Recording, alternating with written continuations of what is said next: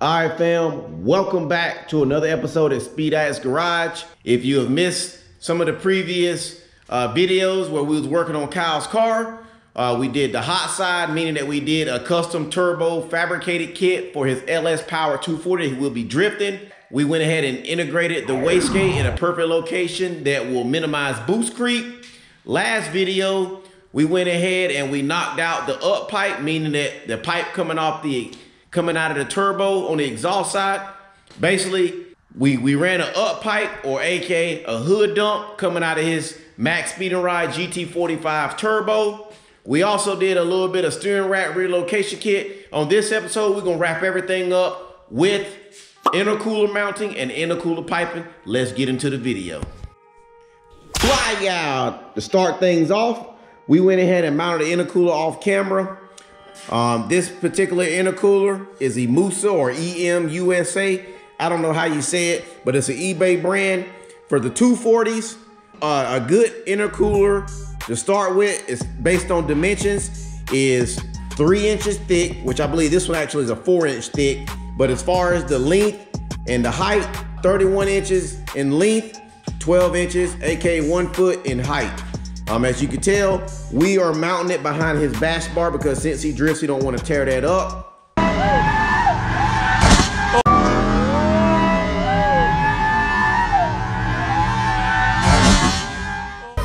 dad has a GTR! This is what our upper brackets consist of. It's basically some flat stock that I cut into 2 pieces, round it, cut it at a little angle, welded it up, drill 2 holes. Then as far as the bottom brackets, as you can tell, it's just a piece of flat stock that I bent it in 1 and 2 spots. I used a piece of aluminum TIG wire or aluminum TIG rod, and I used this to kind of make my template, and then I drill my 2 holes. Pretty simple. Intercooler piping. Fly out! What we have here is a basic eBay intercooler piping kit. This stuff, for the most part, is thick enough for your average turbo build. I don't have all the bends up here, but basically a little sample of what came in the kit. U-bend, a couple of 90-degree bends, a couple of 45-degree bends. It came with way too many clamps and a handful of silicone couplings. The only oddball thing that you have to get that's not in the intercooler kit is this 90-degree reduced silicone coupler, 4 inches on this side, 3 inches on this side. We need that for the throttle body. Blow-off valve of choice is this Tile knockoff eBay special. Pretty cheap, for the most part, pretty good design. It comes with a different spring that you may or may not need. You can't forget this O-ring or it's not gonna seal. It's got the flange that looks like it's coated for 3 inches. And then of course you got the clamp that you're gonna need to use to secure these 2 pieces together. We also got an air intake temperature bung or a IAT weld-on bung. Basically that bung holds the air intake temp sensor. Some ECUs need it, some ECUs don't, but we're gonna put one in it just in case. So let's go ahead and start this fabrication. Start things off, we got a 90-degree bend coming off of this Max Speed and Ride turbo. This bend we actually bought as well. It's not actually a 3-inch. I wanna say it's a 3.5 to a 3-inch. And that's what we're gonna start with.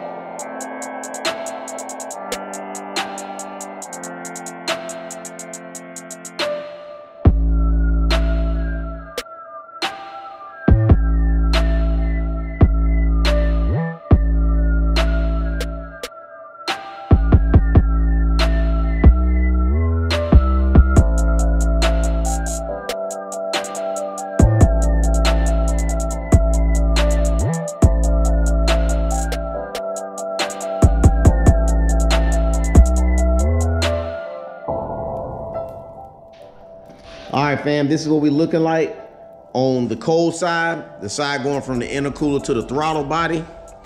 We was able to use that 45-degree bend, cutting it a little short. And then up here, I can mat this 90 to that 45. And all I gotta do now is add in a little piece to fill that gap right there.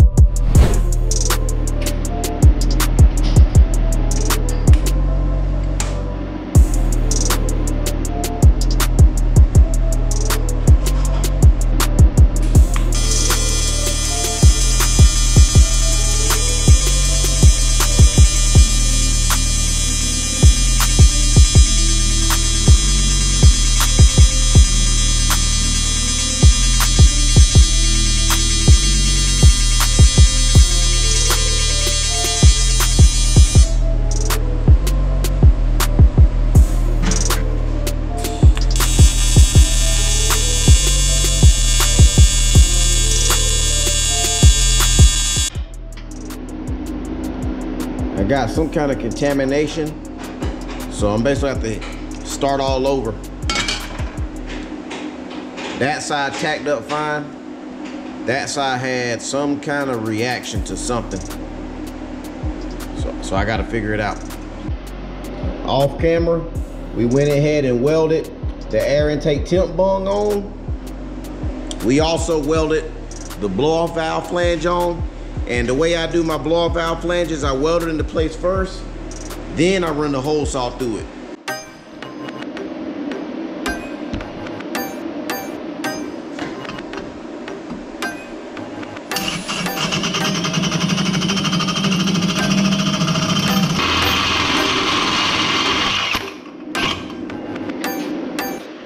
I bought myself a new tool from Harbor Freight.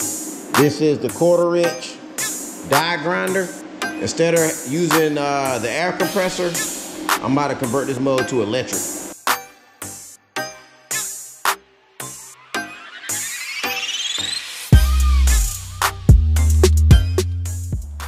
Hey, this daggone Hercules made quick work. Hey, and also too, I went and got this new light. It's an Icon light from Harbor Freight. I want to say that this joker was like 54 bucks. Puts out 2100 lumens. 3 settings. Look how bright that junk is, dude. And also look how smooth that joker is in there too. Wow. Flashback. All right, guys, when it comes to turbo, LS, and 240, there ain't much information out there. If you look at the forums, jokers are always having cooling issues. They're always having overheating issues. And to be honest with you, the solution is easy. You just got to spend a little money. First solution, because there's only two. First thing you need to do, you need to buy a KOYO radiator or a radiator that is dual pass, dual core, meaning that it's divided in the middle. What happens is the coolant come in, top and bottom, I don't even know, but let's say it come in through the top. Comes in through the top, grows across the fins, then it comes back through the bottom and out, meaning that it crosses twice. The second ingredient of cooking up a non-overheating LS powered 240 is these right here, these fans. If you get the spout fans that normally come on a 240, they're like, I wanna say like 2300 CFMs. These jokers 4,000 combined, okay? These fans are way more powerful than the spouts, and then the depth, meaning that it has a lot more air that it can pull out of the radiator, is a solution. So we're gonna make that work with that, and then we're gonna show you what we gotta do after that. And there's the part number right there, 16825. And then here's this chart that shows you the dimensions, in case you wanna put it on something else. Hey, you shouldn't have been using Loctite. We're trying to tell you. It wasn't a Loctite. Then why It was blue Loctite. Hey. I don't think it was Loctite. It's got to be. No. Oh, you cross-threaded it? No. Either one ain't good. No. Hey, y'all, true story. I'm a mechanic, he an engineer, and there's always a debate between working on stuff, okay? This dude love Loctite on everything. You don't drift, that's why.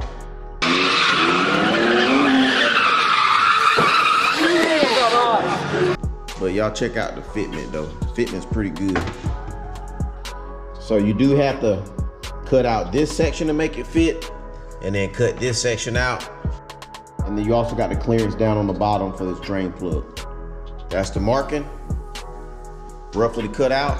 And then for these two sections, make sure you cut enough out so that you can get the hose and the clamp around it. You ain't hurting anything by taking a little extra off.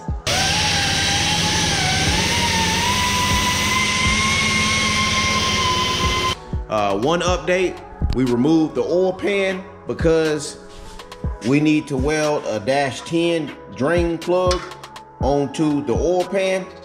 We decided to use the passenger side of the pan. This is a Canton pan. This is steel. This is also steel. That's the location we're gonna use. And then we're gonna use basically a 45 to go into the bottom of the turbo. Another thing that we need to do is we needed to upgrade the steering rack. KOYO decided to purchase a relocation steering rack or a steering rack relocation kit. This particular kit is from a company by the name of Just Engineering. I'll put their link or their website somewhere in the bottom.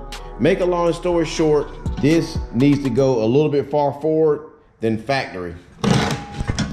They have a bunch of images on their webpage of how to, hold on. They have a bunch of templates and images on their webpage, but make a long story short, you can go to their website, cut you out a template. This is what the template looked like. All of these shapes, you're using it 2 times. And these are shapes as far as getting you to a close enough point to where you need to cut everything out. This is the 2 tabs right here where you would bolt the steering rack up originally. So that's the top. That gives you an idea of how much is left right here. Go up under the motor mount. You basically coming across, coming straight down. You have to cut a little bit of this bottom section off. That's about how much you're cutting off from the bottom. It comes with this hardware, and we're gonna use that hardware and bolt that up just like that and weld it all the way around. But before we weld it, we need to take the flap disc, knock the paint off of here, knock the paint off of that, and then weld it.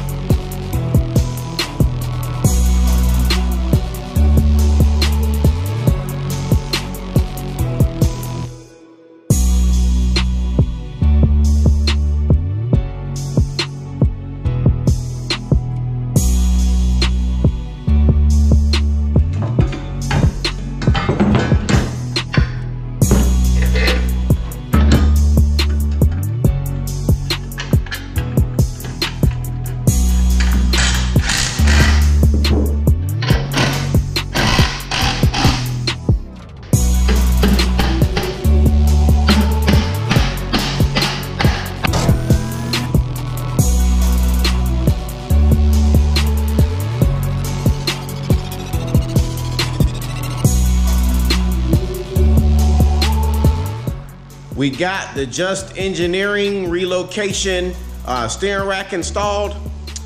Few things. It did not come with a brace.